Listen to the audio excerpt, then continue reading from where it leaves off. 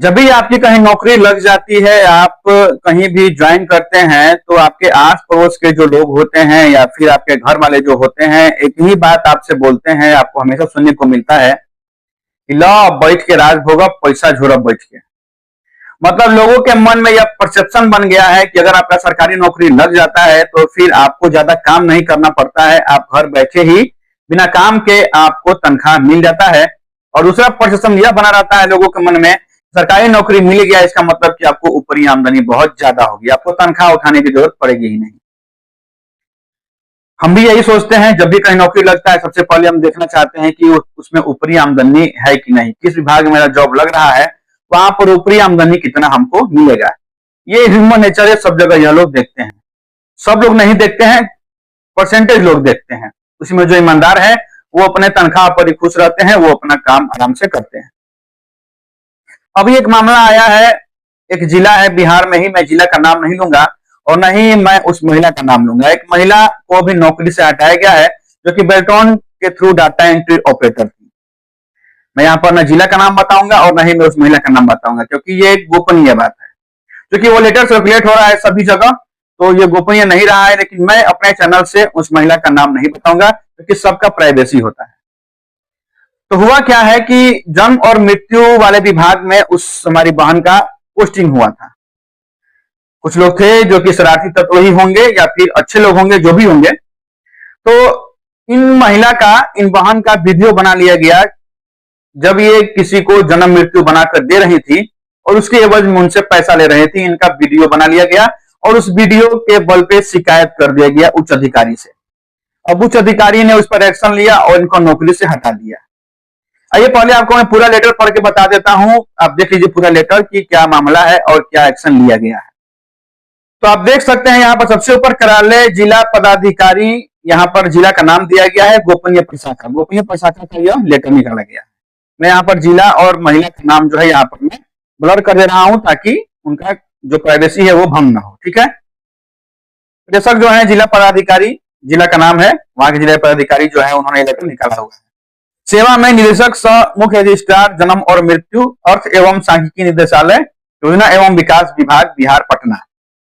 विषय श्रीमती कुमारी data entry operator संविदा प्रखंड सांख्यिकी कार्यालय के द्वारा जन्म प्रमाण पत्र निर्गत करने के एवज में नाजायज राशि की वसूली करते पाए जाने के संबंध में।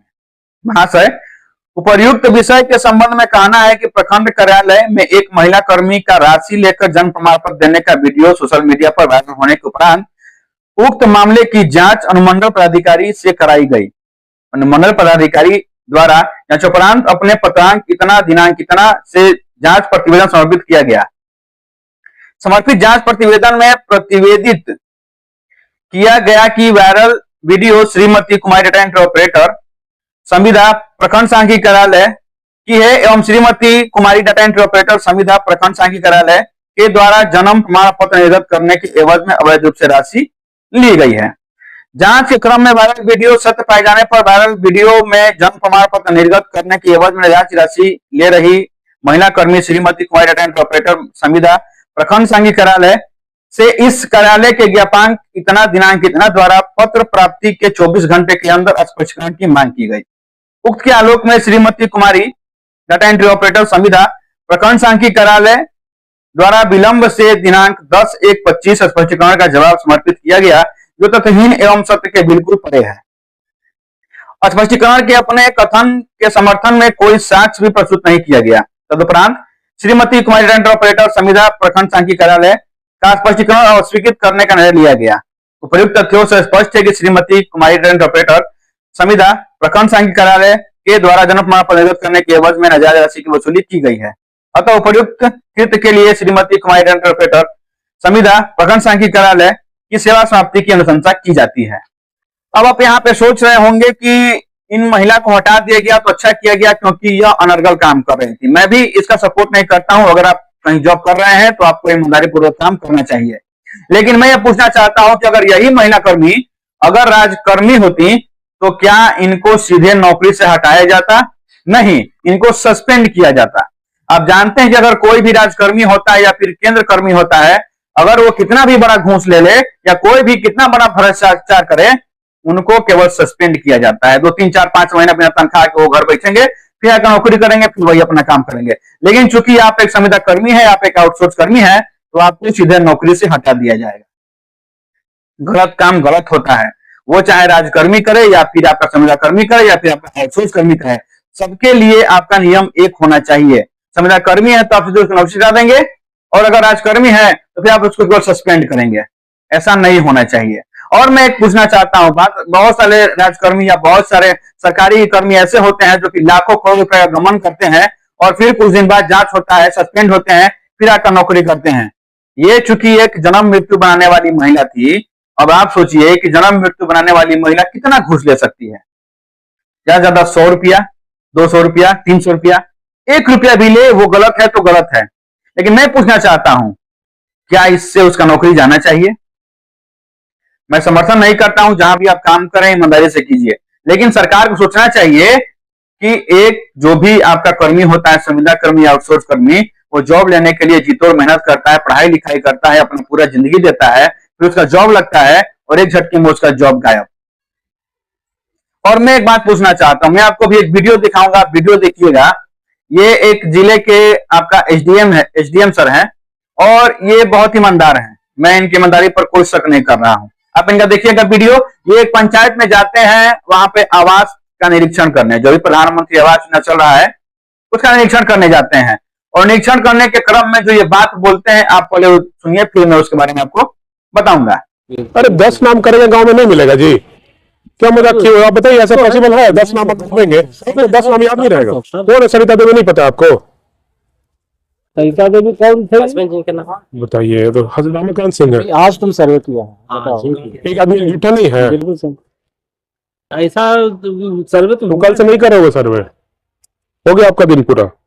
एक सस्पेंड इसको करवा देते हैं हम लोग। सर सर कहाँ निकाल के ढूंढिए इनको, तो नौकरी में चला जाएगा। ये तो सब तो संविदा वाले ना है, सस्पेंड थोड़ा ना होगा, आपका नौकरी खत्म होगा, टर्मिनेट होगा। सरिता देवी कौन है? अब बताइए। तो आपने देखा, ये एसडीएम साहब चूंकि गए हैं आवास निरीक्षण करने, इनके साथ वीडियो साहब भी हैं। ये जब आवास निरीक्षण करते हैं तो इनके साथ जो निरीक्षण करता है वो आवास सहायक है, और ये भी एक संविदा का पद है। ठीक है, हो सकता है इसने कुछ गड़बड़ी किया हो, अच्छे से इसने सर्वेक्षण ना किया हो। अब एसडीएम साहब जो बोल रहे हैं, आपने सुना होगा, ये तो संविदा कर्मी है, इसका तो सीधे नौकरी जाएगा, ये सस्पेंड भी नहीं होगा। यही बात ये सब कोई जानता है कि आप एक संविदा कर्मी है, आउटसोर्स कर्मी है, तो आपका सीधे नौकरी जाएगा। लेकिन ये बात बोल बोल कर, उसको यह दर्शा दर्शा कर कि आप एक संविदा कर्मी है, जो उसकी आत्मा पर ठेस पहुंचाया जाता है। क्या ये सही है?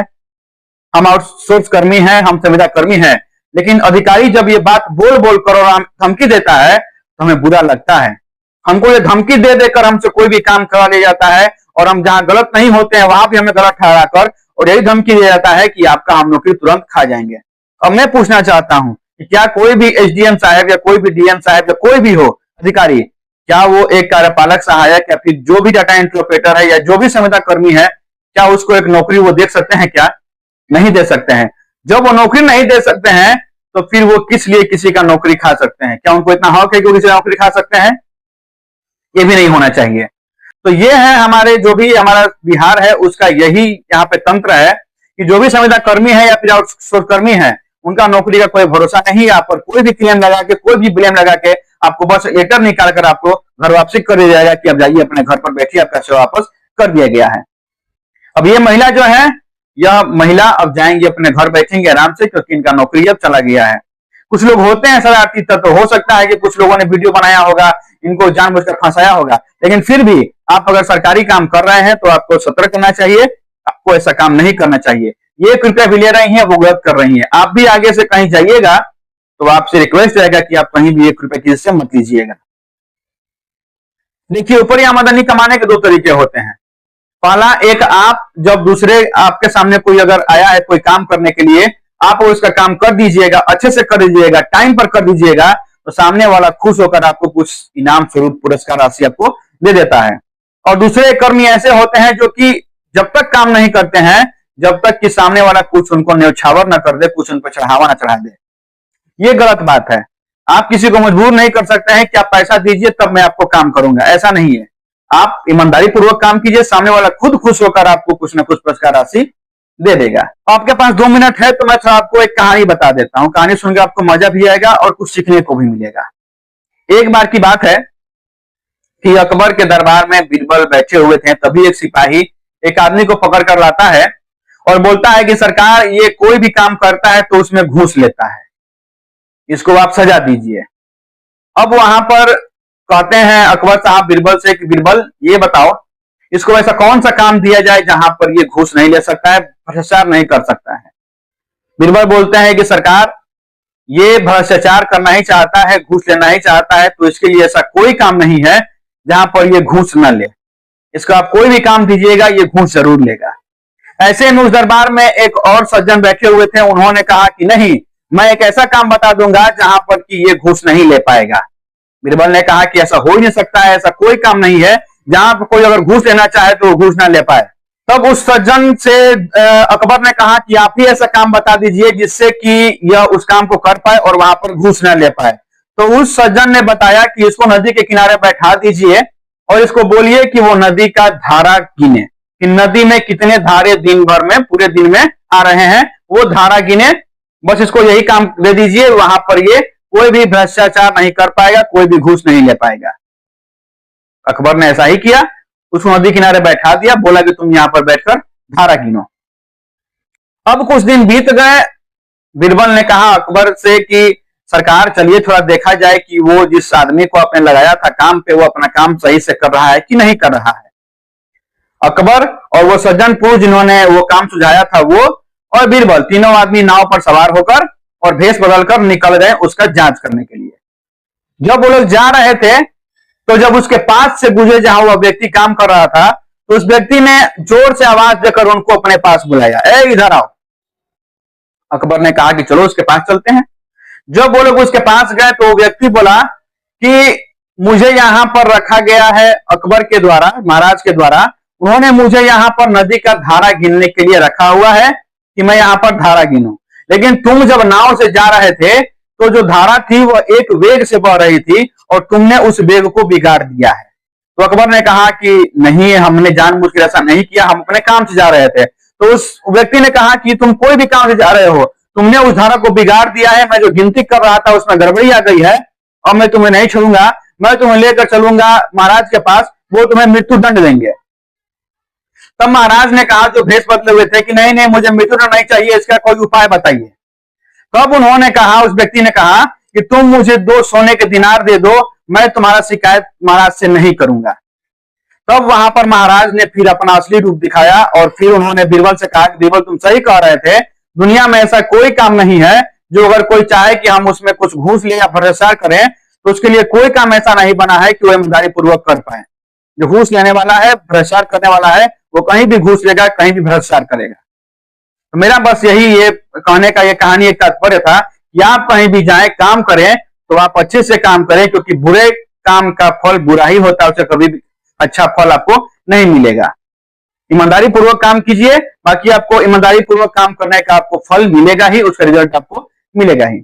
बाकी बचिए। और मैं सरकार से निवेदन करना चाहूंगा कि संविदा कर्मी और आउटसोर्स कर्मी के लिए कोई एक नियम लाइए, ताकि उच्च अधिकारियों द्वारा कभी भी उनको धमकी देकर नौकरी से निकाला ना जाए और उनका जॉब सिक्योर रहे। बाकी आप लोग रहिए अपने घर पर मस्त और स्वस्थ रहिए। मिलेंगे अगले अंक में, तब तक के लिए धन्यवाद।